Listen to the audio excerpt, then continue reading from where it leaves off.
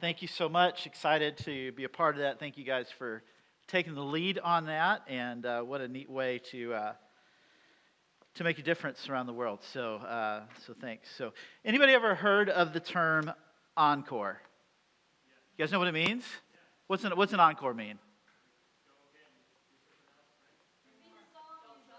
Okay, do it again. Don't stop. More. Anybody ever been to a concert where the concert's over, they leave the stage, and the crowd is like, "We want more.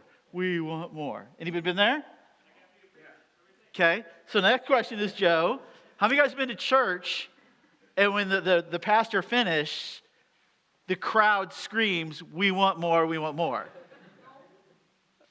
Nobody ever. I've had the opportunity to speak lots and lots of times over the years, and nobody has ever done it, and I don't think anyone has ever crossed their mind to do it. But this morning, last week we wrapped up our series, Follow You Anywhere. We're getting ready for our next series called Thankful, and excited about that. But really felt led by God this morning just for one last encore of Follow You Anywhere, because I just was praying and seeking God's leading. There was this. I really felt like wanted to wrap it up, and I thought there was just one more really beautiful principle that I think will be really, really helpful for our lives. And so, just to wrap up the series, Follow You Anywhere. When we say, God, we will follow you anywhere, wherever you lead, whatever you want, whatever it costs. I'll just go and do whatever it is that you want, where you want me to go, and what do you want me to do. It recognizes three things. Number one, it recognizes that God is worthy. That God is worthy of saying, I'll follow you anywhere. Number two, it recognizes that God's wise, that he can do a better job with our lives than we can. And third thing is that God is caring, that he cares about us. He is going to take care of us. And so recognizes three things, and to say follow you anywhere requires a few things. That if we're going to live a life, this is God, I'll follow you anywhere, it requires openness, having open hands, open heart, open mind, saying, God, whatever it is that you want, I'm open. I'm gonna go. It requires flexibility. That if we're gonna say, God, I'll follow you anywhere, it requires flexibility, because we might be thinking this is on the path that we're supposed to be on, or this is the path that God led us on. Last week we talked about how God led them through the Red Sea. They're headed to the Promised Land, and then God says, "Hey, wait, stop and turn back and go back towards the Egyptians and camp here, so it looks like you're trapped and you're lost." So if we're gonna say follow you anywhere, it requires flexibility.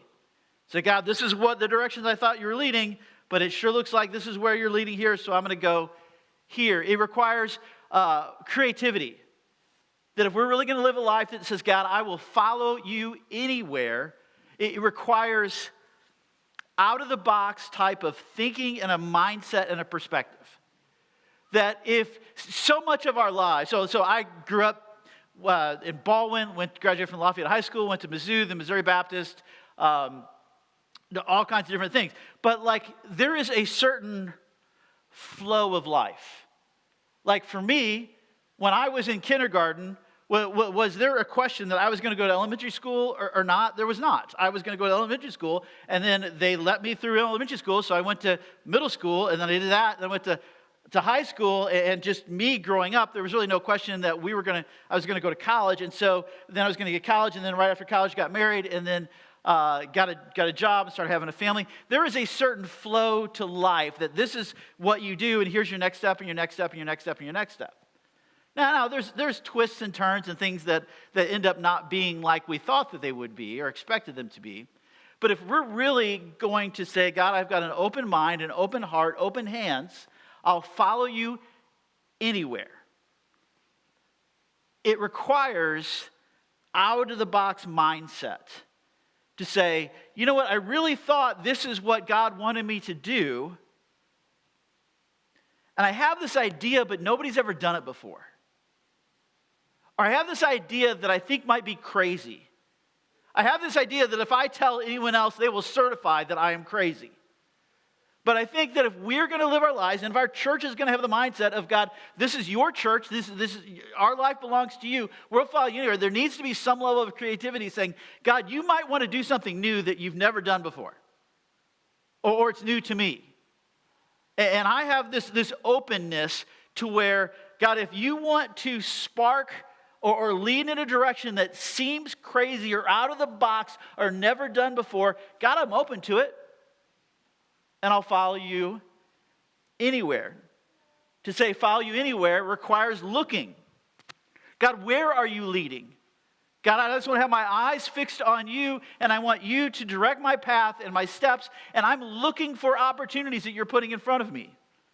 Maybe that's at work, or maybe it's in the neighborhood, on your team, or at school, or whatever. I'm looking for your leading, and I'm looking for opportunities that you want to direct me, and you want to use me, and you want to open a door for me. I don't want to miss it, God. It requires listening. As we go through our days and our weeks, God, I just want to be in tune to your Holy Spirit. And I want to seek where you're leading, because it's hard to follow somewhere if you don't know where they're going. And so it requires seeking and looking and listening and following of doing it. If we're going to live a life that says follow you anywhere, it requires risk. That I'm going to step into a situation and I'm not exactly sure how it's going to turn out, or what the consequences or the implications might be. But if we're going to follow you anywhere, it requires risk. I'm going to step out of my comfort zone. I'm going to step out of my plans. And I'm going to step out in faith and take a risk. And that was the next thing. It requires faith. That maybe in this situation that doesn't seem to make sense or is difficult, God, I have faith in you that you're going to do something, you're going to take care of me, and you might just do something that'll blow my mind. I can only imagine what it was like for Moses. When God showed up at the burning bush saying, Moses, I want you to follow me where I lead, because I'm going to lead my people out of slavery, and I want you to come. I can only imagine what it was like for Moses, who was so hesitant, he was so reluctant, he begged God to send someone else, but he went. That he had faith that God was going to take care of him, and that God was going to do something that was just amazing. He was going to allow him to be a part of it and to see it. Follow you anywhere requires surrender. We've talked, it requires surrender. God, I'm surrendering control of my life to you. I'm surrendering my money, surrendering my career, my family, my comfort. I'm surrendering everything to you. I just want you to lead and to move and to work and do whatever it is you want to do. And the last one we talked about last week is follow you anywhere requires trust. God, I trust you. I trust you. You are trustworthy. So even though I'm in a situation that is horrible, that is hard, that didn't turn out like I thought it would, God, I trust you. Faith says, I believe God's going to do something great. Trust says, and even if he doesn't, I still trust him. Follow you anywhere is a journey. It's not a cute little walk through the subdivision. On the nice little sidewalk and the trees and street lights. To say follow you anywhere is a journey. The road's not short. It's not always easy. It's not always smooth. It's not always the most direct route. Follow you anywhere is a road full of twists and turns, of bumps, of hills, of valleys, of highs or lows. To truly journey with God in a life that says, God, I will follow you anywhere, there will be times that we are tired and refreshed. There will be times we are weary and then strengthened. There are times where we are so full of hope and optimism and faith, and other times we are just full of questions and doubts. There's times of joy and times of pain, times to celebrate, and times to wonder. If we say, God, we'll follow you anywhere, and even if we don't say we'll follow you anywhere, this is kind of how the life's journey is. There are going to be seasons and chapters for a prolonged period of time where things will be going great or things will just be really, really hard. And yet, in every moment, in every season, in every chapter, we can be assured that God promises He is with us. He will fight for us. He will lead us step by step by step. And that as we say, God, I'll follow you anywhere, we can know that He has promised that our journey is guaranteed to end in victory. Some of the middle chapters, they're hard. There's questions, there's weariness, there's doubts, there's heartache, there's pain, there's stress. But as followers of Jesus, we know the final chapter, the end chapter, we are guaranteed victory. Our troubles here are light and momentary. They're temporary. But what He has awaiting for us is far surpasses our wildest dreams. So as we end this prayer, this series, as we wrap up this series, my prayer is this. My prayer is that our prayer will be, God, whatever you want. Wherever you lead, whatever that means, whatever the cost is, however long it takes, God, whatever you want, that's what I want. And I believe that as we talk about this follow you anywhere, some of it can seem kind of daunting. You look at Moses' journey and you're like, wow, that's not just like your average, normal, little, typical life that Moses went through, especially the last 40 years of his life. But you talk about this follow you anywhere and surrender and giving up control and saying wherever it is, whatever it costs, that I think at times we can look at that as saying, wow, that's for the super spiritual. That's a big step of only super mature Christians do. But I really think that if we really think about it, I really think that it sums up what Jesus said when Jesus said, whoever wants to be my disciple must deny himself, take up his cross, and follow me. And so it may seem super hard or super spiritual to say, God, I'll follow you anywhere, wherever you lead, whatever it costs, I'll go with you. And I think Jesus' reply to us would be, that's Christianity 101. That's like the intro class. Jesus said, if anyone wants to be my disciple, you want to be a follower of Jesus, a Christian, one of his, what do we have to do? Deny ourselves. You're first, God. Take up our cross, whatever it costs, God, and follow him. 2019,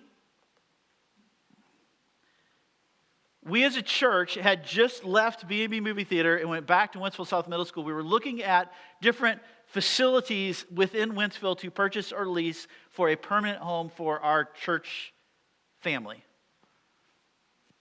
And we went through this series saying, God, we're not exactly sure where you're leading, but we just want to go wherever it is that you're leading. And we finished the series, and like 2 weeks after we finished the series, I get this call about this church in New Melly and maybe a potential merger. And you're like, wow, God, it was amazing to me.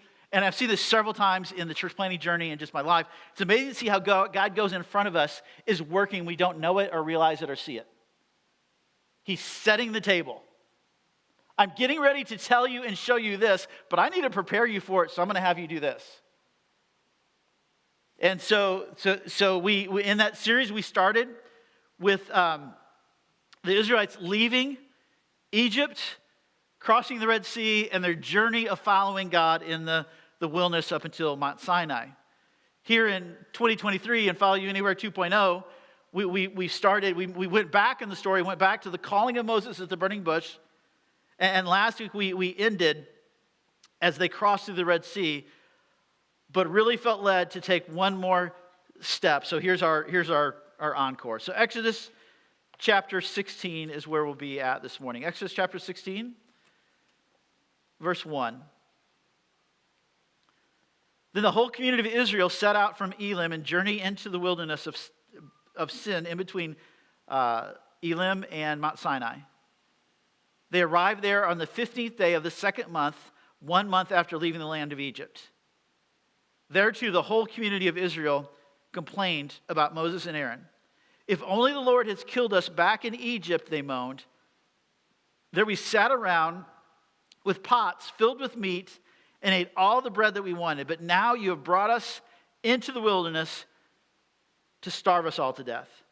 So they're headed to meet God at Mount Sinai. It's been 30 days. 30 days journey from past the Red Sea towards Sinai. And there's no food to eat. And there is probably, a good guesstimate is maybe 2 million people. And no food. And so the people start to complain and say, Moses, Aaron, why did you do this? Why did you bring us out here so we will starve to death? Back in Egypt, yeah, we were in slavery, but we had meat. We had all the bread that we wanted. And here you are, you've brought us out here to starve us to death. They complain, which is the opposite of thankful, but we'll talk about that in the next series. They were consumed with their circumstances and didn't think that God would come through this time. They had seen God come through and come through and come through and come through and do all these amazing things. But here they are, they're hungry, and they're so consumed with the circumstances, the situation they're in, they don't think that God's going to come through. Again, let's look at verse 4. Then the Lord said to Moses, look, I am going to rain down food from heaven for you. Each day the people can go out and pick up as much food as they need for that day. I will test them in this and see whether or not they will follow my instructions. On the 6th day, they will gather food, and when they prepare it, there will be twice as much as usual. So this is what God says. Hey, Moses, this is what I'm going to do. I'm going to make it rain food. Anybody ever seen the movie Cloudy with a Chance of Meatballs? I'm envisioning this food just coming down from the sky, and just imagine, I'm hungry, I'm starving. God, what are you going to do? I'll just make it rain food. And you'll have enough for each day. But on the Sabbath day, in preparation for the Sabbath day, I'm going to give you twice as much that day. Pick it up in verse 9. Then Moses said to Aaron, announce this to the entire community of Israel. Present yourselves before the Lord, for he has heard your complaining. And as Aaron spoke to the whole community of Israel, they looked out toward the wilderness, and they could see the awesome glory of the Lord in the cloud. Then the Lord said to Moses, I have heard the Israelites' complaint. Now tell them, in the evening you will have meat to eat, and in the morning you will have all the bread that you want. Then you will know that I am the Lord your God. That evening, vast numbers of quail flew in and covered the camp. And the next morning, the area around the camp was wet with dew. When the dew evaporated, a flaky substance as fine as frost blanketed the ground. The Israelites were puzzled when they saw it. What is it? They asked each other. They had no idea what it was. So as Aaron is giving the instruction, this is what God's going to do. In the distance, they get a glimpse of God's glory and presence in the cloud. I'm getting ready to do something so that you will know again. Like, how many times do I have to do this? How many times does God have to prove his faithfulness to us? You're going to know that I am the Lord. At night, I'm going to have a bunch of quail fly in, eat as much of it as you want. And in the morning, you're going to wake up and the dew is going to turn into a flaky substance that is as thin as frost. And it happens, we know it as manna. You know what the word manna means? The word manna means, what is it? Can you imagine You're starving.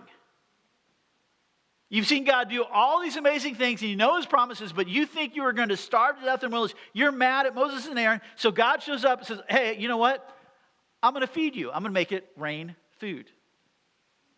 And at night, there's going to be so many quail that fly into your camp. Eat as much as you want. And in the morning, there's going to be a bread-like substance on the ground.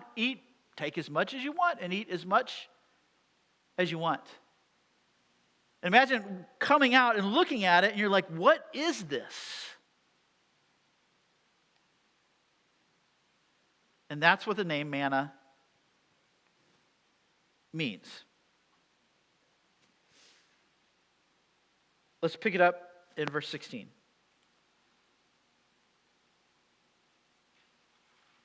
These are the Lord's instructions. Each household should gather as much food as it needs. Pick up 2 quarts for each person in your tent. So the people of Israel did as they were told. They gathered a lot. Some gathered a lot, some only a little. But when they measured it out, everyone had just enough. Those who gathered a lot had nothing left over, and those who gathered only a little had enough. Each family had just what it needed. Then Moses told them, do not keep any of it until the morning. But some of them didn't listen and kept some of it until the morning. By then it was full of maggots and had a terrible smell, and Moses was very angry with them. So when I give you this manna, I'm giving you enough just for today. There are no such thing as having leftover manna. Because if you leave over manna, what happens the next morning?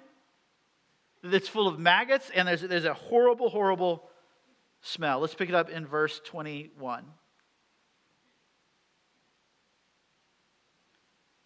After this, the people gathered the food in the morning by morning, each family according to its need. And the sun became hot, and the flakes they had not picked up melted and disappeared. On the 6th day, they gathered twice as much as usual, 4 quarts for each person instead of 2. Then all the leaders of the community came and asked Moses for an explanation. He told them, this is what the Lord commanded. Tomorrow will be a day of complete rest, a holy Sabbath day, set apart for the Lord. So bake or boil as much as you want today and set aside whatever is left for tomorrow.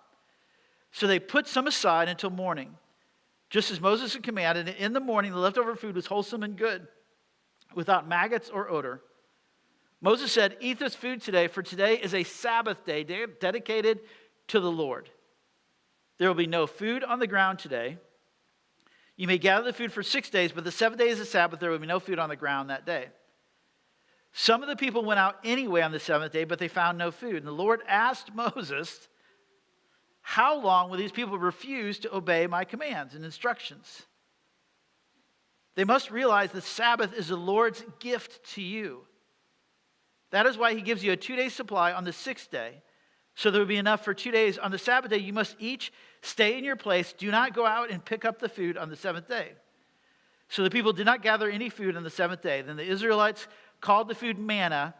It was white like coriander seed, and it tasted like honey wafers. When I think of like honey wafers, doesn't that sound delicious? It makes me wonder what food there is in heaven.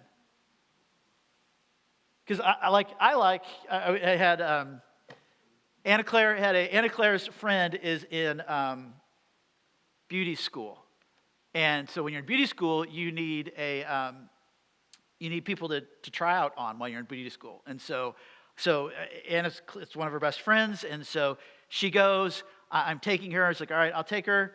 I'll go work at Buffalo Wild Wings for a while. If it takes too long, I'll go to the park and read, and I'll just work off-site. Thinking it takes longer when you're learning, so I think maybe like an hour and a half, maybe 2 hours. After 5.5 hours, I had sat at Buffalo Wild Wings for maybe 4.5 hours and finally went to the park. And as I sat at Buffalo Wild Wings, I will tell you that food is not healthy. I do not recommend it. But it was great. And it just makes me wonder, of all the delicious foods we have here, what are the foods that are waiting for us in heaven that we haven't even experienced yet? I can't wait. I love food, so I'm excited about that. But I love these instructions in that the Lord says, the Sabbath day, I'm not going to give you any food because it's a day of complete rest. It's holy, it's set apart, dedicated to God, and I don't want you working. I just want you to rest and worship. So no food is coming on day 7. You have twice as much is coming on day 6. And of course, what do some of the people do? Some of the people go out and look for the food on the 7th day, and God's shaking his head and asking the same question that he asked about us. How long is it going to take for these guys to get it and to follow my instructions? It says the Sabbath is a gift for us. That even in creation, God started this rhythm of work for 6, but set apart one day of every week. And that one day is a gift to you to rest and to worship. And what a gift it is to us. It's a reminder to us, should make being here a priority. That this is the Lord's day. This is a day that he has set aside for us to rest and to worship. And I don't say that to scold anyone. That's not my goal in any way. But it's a reminder to us. We need it. We need it. It's a gift to us. Today is a gift to us. To gather, to worship, to learn, to be challenged, to be molded and shaped, to be encouraged, to be inspired. It's worship and rest. The other 6 days, do all the things you got to do. But one day a week belongs to him, and it's a gift for us. Verse 32. Then Moses said, this is what the Lord has commanded. Fill a 2-quart container with manna to preserve it for your descendants. Then later generations will be able to see the food I gave you in the wilderness when I set you free from Egypt. Then Moses said to Aaron, get a jar, fill it with 2 quarts of manna, then put it in a sacred place before the Lord to preserve it with all future generations. Aaron did just as the Lord had commanded Moses. He eventually placed it in the Ark of the Covenant in front of the stone tablets inscribed with the terms of the covenant. So the people of Israel ate manna for 40 years until they arrived at the land where they would settle. They ate manna until they came to the border of the land of Canaan. So God instructs Moses, and then Moses instructs Aaron, hey, take a little bit of this manna and put it in this special place, and we're going to put it set aside so that, and God's going to preserve it so we can teach generations, hey, this is how God fed us every day for 40 years. And for 40 days, every day, for 40 days, for 40 years in the wilderness, till they went to the promised land, they ate manna for breakfast. And in Joshua chapter 5 is when they'd entered the promised land and they began to eat the fruit from the promised land. And God no longer provided the manna because they no longer needed it. They were in the promised land.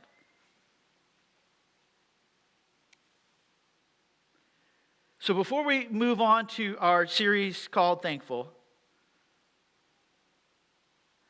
really thought there was one last beautiful principle to help us follow him anywhere long term. And it's this. We can rest. Don't you love the word rest? We can rest in knowing that God will give us enough for what we need today. We can rest knowing that God will give us enough of what we need for today.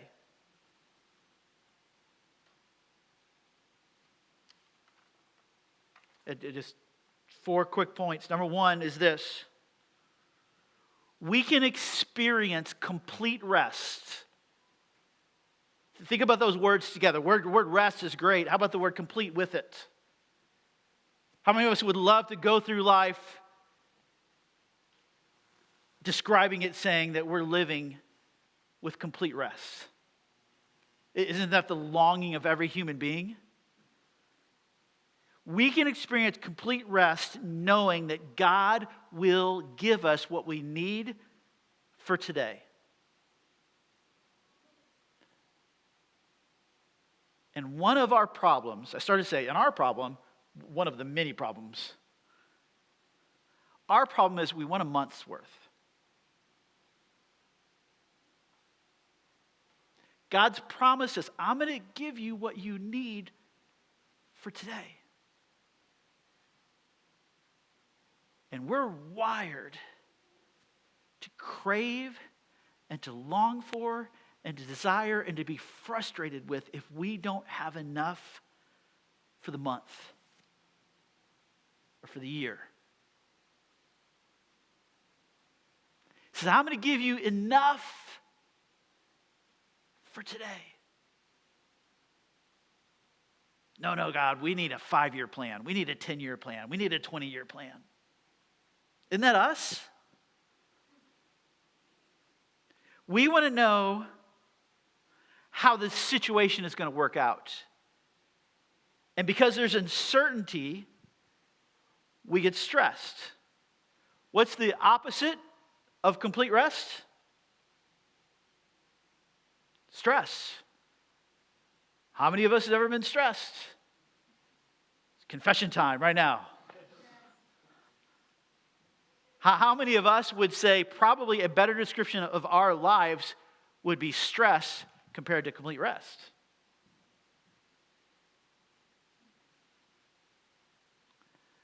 And God offers us, I want you to experience my complete rest. I don't want you stressed out. I promise you, I'm going to give you enough for what you need for today. Well, I need 5 years worth, or I need a month's worth. And if we could just reframe our minds to say, is God going to take care of me today? Yes. So I'll leave tomorrow over there. Or I'll leave next month over there. I'll leave my 5-year plan over here. And my new 5-year plan is God's going to take care of me today. And I'm going to wake up saying, God's going to take care of me today. We want to know how a relationship is going to work out. We want to know how our finances are going to work out. We want to know how our careers are going to work out. We want to know from God, God, what are my next 5 steps?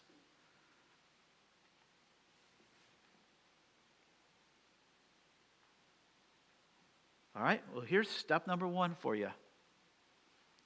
I'm going to take care of you today. And I'm going to give you just what you need for today. You want to know step 2? My stuff has a plan? Tomorrow, I'm going to give you whatever you need for tomorrow. I'm going to take care of you tomorrow. 3rd day, you want a 5-step plan, right? Third day, step number 3. On the 3rd day, I'm going to give you what you need. Not today. I'm not going to give you what you need on the 3rd day today. But I promise you, I'm going to give you what you need today. And when we get to that 3rd day, I'll be there. And I'm going to give you what you need in that moment as well. So point number 1 was we can experience complete rest knowing that God will give us what we need for today. Point number 2 is this. We can experience complete rest knowing that God will give us what we need for tomorrow. And that was just weird to write down tomorrow, right next to each other. But we can experience complete rest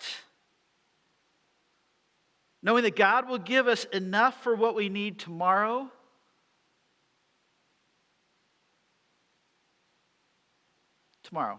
Today, He'll give us what we need for today. Tomorrow, He'll give us what we need for tomorrow. In 5 years, He'll give us what we need for 5 years. Reminds me of Matthew chapter 6, where Jesus is like, who of you by worrying can add a single moment to your life? But seek me, my kingdom, and I'll take care of you. Point number 1, we can experience complete rest, and that's our goal. That's our prayer. But knowing that God will give us what we need for today. Number 2 is we can experience complete rest knowing that God will give us what we need for tomorrow. How many of you guys have ever been stressed out about the future? What's going to happen? Am I going to be okay? Are my kids going to be okay? Are our finances going to be okay? Is our church going to be okay? Is our business going to be okay? Is our whatever going to be okay? The answer is yes.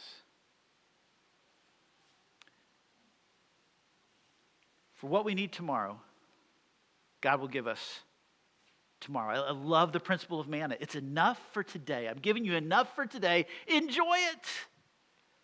And know when tomorrow comes along, I'll give you what you need tomorrow too.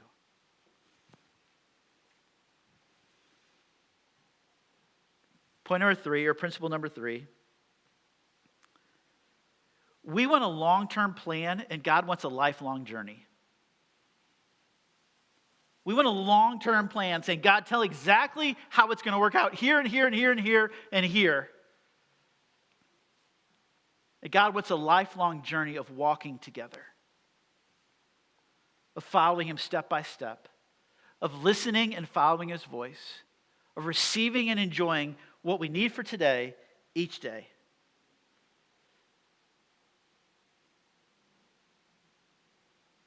A lifelong journey of God is seeking and listening and trusting and risking.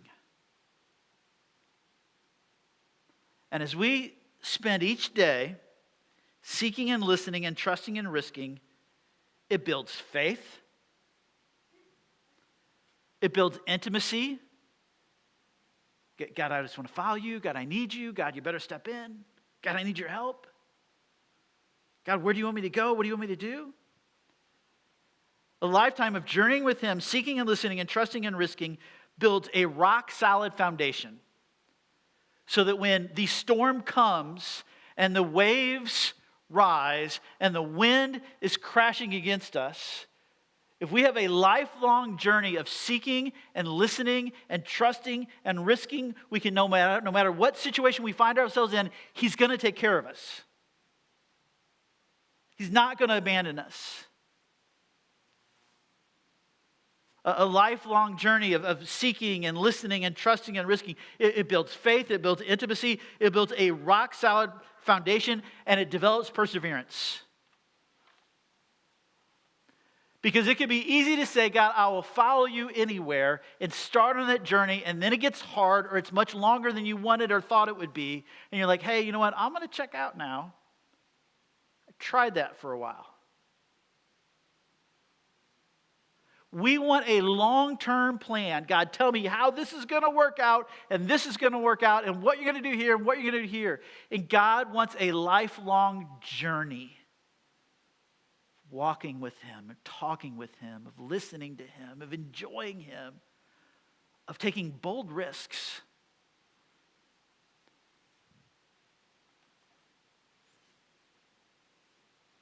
Last one is this.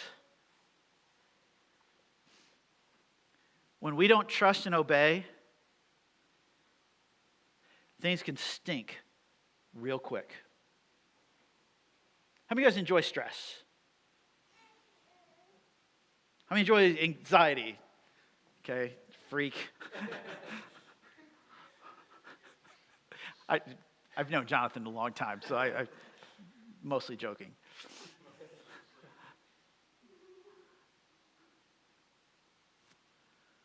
When we don't trust and obey, things can stink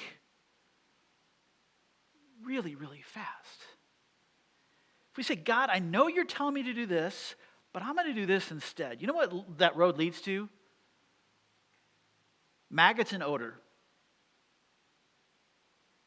It does. We say, God, I know I should trust you, but I can't trust you. I am so stressed out. Stress stinks. And that stress can lead to anger. A couple weeks ago, or maybe last week, or I don't even know. It all goes together. I remember talking to Candy and just getting really, really frustrated. And it had zero to do with Candy. I was just stressed and anxious. And that stress can lead to anger or resentment or frustration. And then you end up taking on the people that has nothing to do with it. And then there's strain in that relationship. When we fail to trust and obey, things can get stinky really, really, really quick. And there's this option of complete rest that is found in trust and obedience,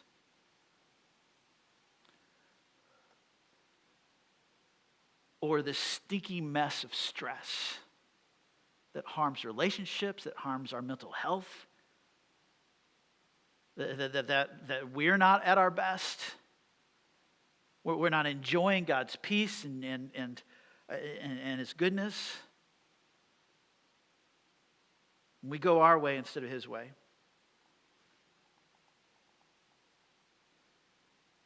So maybe we don't trust God for a relationship, so we settle.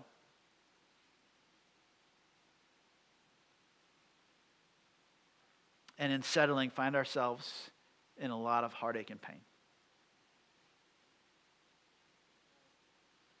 Maybe we don't trust God for money, and so we hoard it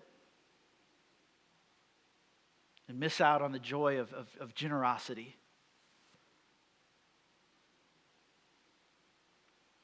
Maybe we don't trust God with our career, and so we stay doing what we've always been doing because it's comfortable and feels safe, and miss out on God wanting to do something really, really cool. Maybe we don't trust God with our future, so we just stay in the safe, secure, familiar path and shrink back when He's inviting us to try something new, to follow His voice and His leading.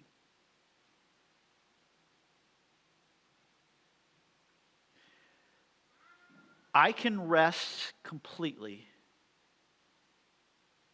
because God is trustworthy. And that He's promised that He's going to give us enough for what we need today. And tomorrow, He'll do it again. And the next day, He'll do it again. And 5 years later, we'll look back and say, you know what? He didn't map this out, and it didn't turn out necessarily how I thought it was. And there were hills and valleys, and there were hard times. There were times where I was scared or uncertain. But I can look back, and each day, God gave me what I needed. So I can look to the future knowing that each day, God's going to give me enough. Let's pray.